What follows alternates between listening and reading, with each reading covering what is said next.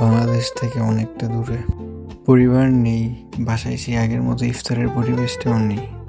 নেই বন্ধুদের সাথে প্রতিদিন একসাথে বসে ইফতার করার মুহূর্তগুলো। কিন্তু পুরো সপ্তাহ কাজ করার পর যখন একটা ছুটির দিনে আমরা কোম্পানির সব বাইরে একসাথে হই আর ছোট্ট করে একটা ইফতারের আয়োজন করি, তখন আসলেই অনুভূতিটা একটু আলাদা লাগে।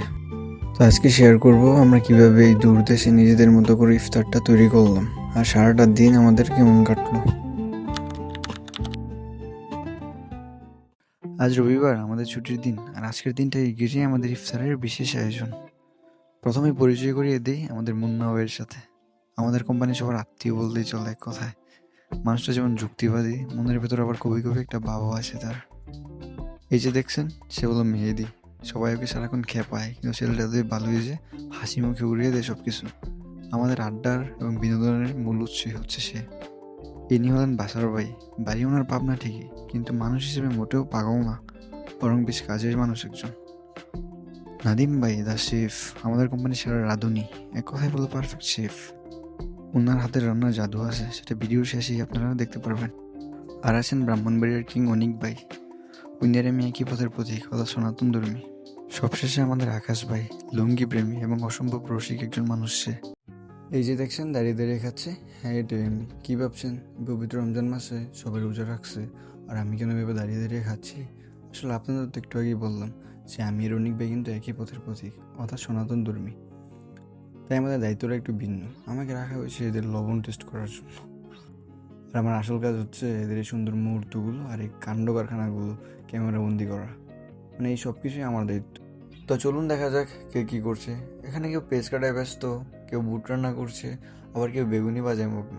আর আমাদের নাদিম ভাই, সে বানাচ্ছে আজকের স্পেশাল সারপ্রাইজ, একটি আরাবিয়ান ডিশ। কী সেটা জানতে হলে ভিডিও শেষ পর্যন্ত থাকতে হবে। সন্ধ্যা নামার আগেই আমাদের রান্নাবান্না প্রায় শেষ পর্যায়ে। আমরা সবাই ফ্রেশ হয়ে নিলাম, ততক্ষণে আমাদের কিছু প্রিয় মেহমানও চলে এসেছেন।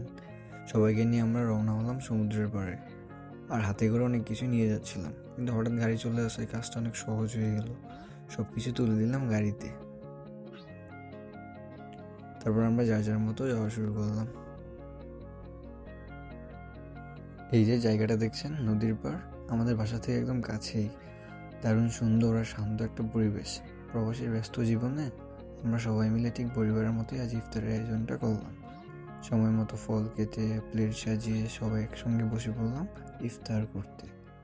لأجاريهم قلدت ظاهر ما فيهم فبدوت شخصا آخر كي أتفاخر وظننت أنا أني بذلك حزت غنى فوجدت أني خاسر فتلك مظاهر لا لا لا نحتاج المال كي نزداد جمالا جوهرنا هنا في القلب تلالا لا لا نرضي الناس بما لا نرضاه لنا حالا ذاك جمالنا يسمو يتعالى